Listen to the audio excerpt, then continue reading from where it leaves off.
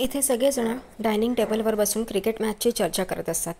इकडे सोहम आणि बबलू म्हणतात की आपण हरलो फक्त तुझ्यामुळे. बबलू म्हणतो तेव्हा सोहम म्हणतो माझ्यामुळे, मी तर उलट चांगले स्कोअर केलेला. तर इथे बबलू म्हणतो मी कॅप्टन होतो ना, माझ्या हिशोबाने चालत होतो ना, तूच लास्ट बॉल असा टाकला की सावली वहिनीला चांगला चान्स मिळाला आणि ते लोक जिंकले. आणि हे सावली वहिनीमुळे झालं. सावली वहिनी खूप छान खेळली, हे सगळेच जण बोलत असतात. तेवढ्यातच तिकडे सावली आणि सरू आजी सरबत घेऊन येतात आणि सगळ्यांना देत असतात.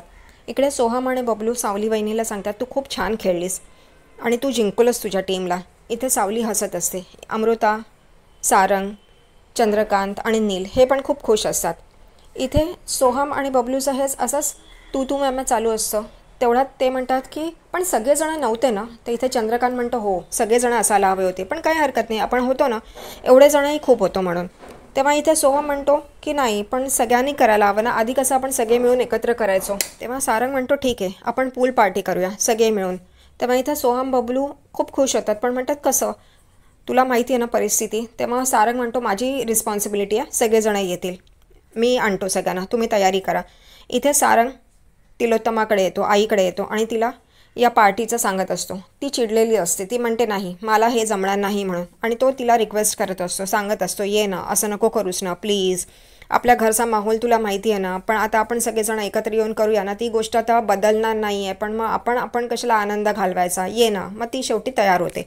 ती म्हणते ठीक आहे मी परवानगी देते करा. तर तो म्हणतो ऑलरेडी तयारी केली आहे बघ. तेव्हा तिलोत्तमा बघते तर म्हणते अच्छा तुम्ही आधीच सुरुवात केली, माझी परवानगी म्हणजे एक फक्त कारण होतं ते विचारायचं. तो म्हणतो नाही का चल ना. इथे सगळेजणच पूल पार्टी करायला तयार होतात आणि सगळ्यांची तयारी खूप छान झालेली असते. सोहम आणि बबलू रॅकेट खेळत असतात, त्यांची तू मॅमी तशी पण चालू असते. इकडे बाकीच्या सगळेजण बसून गप्पा मारत असतात. इकडे तिलोत्तमा म्हणते सोहमला काहीतरी म्युझिक कंपनी ओपन करायची आणि त्याने काहीतरी ते प्रोजेक्ट पण तयार केला आहे. तर इथे राजकुमार म्हणतो अरे कोणाचं तरी कॉपी केलं आई ते आणि तेच फॉरवर्ड केलं आहे तुला दिलं. ती म्हणतो असं आहे, नाही पण अजून तरी सोहमला तेवढी मॅच्युरिटी नाही आली, त्यामुळे आपण हे हो नाही म्हणू शकत म्हणून. आणि सगळेजणच हे बघत असतात. राजकुमार आणि तिलोत्तमाचा विचार एकच असतो की सोहमला आत्ता तरी हो नाही सांगायचं या प्रोजेक्टसाठी. इथे त्या दोघांचाही मस्ती चालू असते, सोहम आणि बबलूची, आणि सगळेजणच एन्जॉय करत असतात. इकडे सावली आणि अमृता सावलीला सांगते कसं काय काय करायचं आहे आणि ती तिथून निघून जाते कारण तिलोत्तमा तिला बोलवत असते. इथे सावलीला कळत नाही कसं काय करायचं आणि कसं भाजायचं आणि काय ते बघून सारंग तिच्याजवळ येतो आणि तिला शिकवतो काय करायचं कसं करायचं आहे. आणि या दोघांचं हेच चालू असतं. तेव्हाच तिकडे ऐश्वर्या हे सगळं बघते आणि तिला या दोघांबद्दल संशय येतो. तिला असं वाटतं की सारंग आणि सावली दोघंजणं जवळ येतात आणि एक दिवस असा येईल की ते दोघंजणं एकत्र येतील आणि सावली आई पण बनेल, मूल देईल आणि तिलोत्तमा तिच्यावर खुश होईल आणि तिला हे सगळं घर मान्य करतील आणि ती इथलची सून बनेल म्हणून. पण हे शक्य होणार नाही असं ती ठरवत असते आणि ती म्हणते मी हे होऊ देणार नाही. त्या दोघांनाही बघून म्हणत असते कारण मी माझंच राज्य चालवणार, या दोघांना वेगळं करणारच. तिलोत्तमा आणि चंद्रकांत चेस खेळत असतात आणि बाकी सगळेजण तिकडे बसलेले असतात त्यांच्या आजूबाजूला. आणि सोहम आणि बबलू दुसऱ्या साईडला बसून गप्पा मारत असतात. इथे बबलू म्हणतो तुला काय सगळीकडे काही ताराच दिसते का, आणि एकदम सोहमला असं वाटतं की त्याच्या बाजूला तारा बसली आहे, पण बबलू असतो आणि तो तारा समजून बबलूला जवळ घेतो, त्याच्याशी डान्स करतो ती समजून, तारा समजून.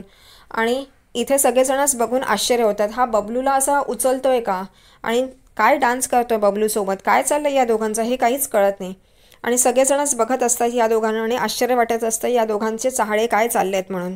बबलू सोहमपासून दूर जाण्याचा प्रयत्न करत असतो, सोडवत असतो. त्यातच धक्काबुक्कीमध्ये ते दोघंजणं स्विमिंग पूलमध्ये पडतात आणि सगळेजणच उठून उभे राहतात आणि म्हणतात अरे हे काय चाललंय तुमच्या दोघांचं, काय करताय तुम्ही दोघं.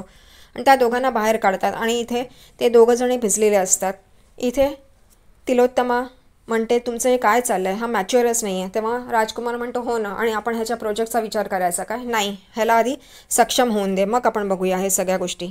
पण इथे सारंग सोहमची साईड घेतो आणि म्हणतो आपण ह्याला एक चान्स दिला पाहिजे, तो आहे केपेबल आहे आणि हो सावली करेल ना ह्याची मदत. हे ऐकल्यावर राजकुमार, तिलोत्तमा आणि ऐश्वर्या ह्यांचं डोकं फिरतं. इथे तिलोत्तमाला खूप राग येतो, ती काही बोलत नाही पण तिला राग येतो की सारंग सावलीला का त्याच्याबरोबर काम करायला सांगते आणि ती आपल्या कंपनीमध्ये काम करणार असं तिलोत्तमा सारंगला विचारते. तेव्हा सारंग म्हणतो हो तू जेव्हा कॉस्मॅटिकची कंपनी सुरू केली तेव्हा कोणी ना कोणी तुला मदत केलीच होती ना, मग आता सावली करेल ना सोहमला मदत, कारण ती ताराबरोबर काम करत होती आणि करती आहे त्यामुळे तिला सगळ्या गोष्टी माहिती आहेत.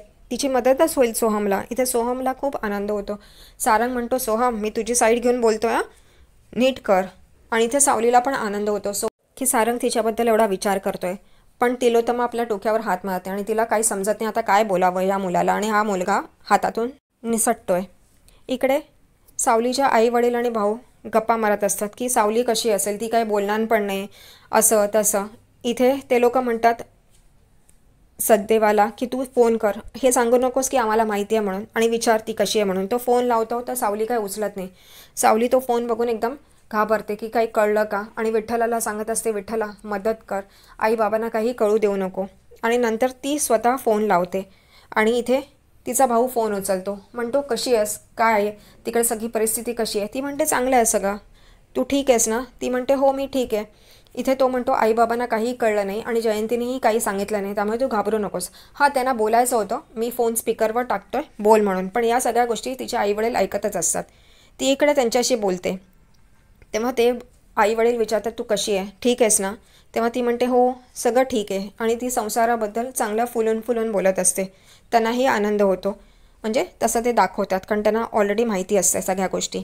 इथे बेडरूममध्ये ऐश्वर्या सारंग आणि सावलीचाच विचार करत असते की तिला जर का मूल झालं तर मॉम तिला एक्सेप्ट करतील सून म्हणून, असं होऊ देणार नाही मी करून. आणि तेवढ्यातच तिकडे तिचा नवरा नील येतो आणि म्हणतो काय विचार करतेस. तर ती म्हणते तू बघितलं नाही सावली आणि सारंग कसे एकमेकांजवळ येत होते. तर तो म्हणतो चांगलं आहे ना, आणि ती आई बनली तर मॉम किती खुश होईल, तिला एक्सेप्ट करतील. ती म्हणते मला हेच नको आहे म्हणून. तर इथं नील म्हणतो मग तू चान्स घे ना, म्हणजे बघ आपलं. तेव्हा ती म्हणते बोट दाखवते आणि थांबवते त्याला, आणि म्हणते मी माझा फिगर मेंटेन करते, माझं सौंदर्य मेंटेन करते, मला हे परत ऐकून दाखवू नकोस, कळलं ना. आणि ती झोपते. इथे नीलला कळत नाही काय करायचं, मूर्खचे बायल्याचे. रात्री सावली घराच्या बाहेर येते आणि जिना उतरून खालती येते आणि थांबते थोडा वेळ, आणि इकडे तिकडे बघत असते. ती कुठे चालली आहे काहीच माहीत नाही, काय करते हे सुद्धा कळत नाही. पण त्याच वेळेला वरती सारंग फोनवर बोलत उभा असतो. त्याला दिसते की सावली उभी आहे बाहेर, आणि ती काय करते एवढ्या रात्री बाहेर. तो बघत असतो. तो फोन आपला बंद करतो, म्हणतो मी नंतर कॉल करतो म्हणून, आणि बंद करतो आणि तिच्याकडे बघत असतो. ती इकडे तिकडे बघते आणि शेवटी पुढे निघून जाते. सारंग म्हणतो ही एवढ्या रात्री कुठे चालली आहे.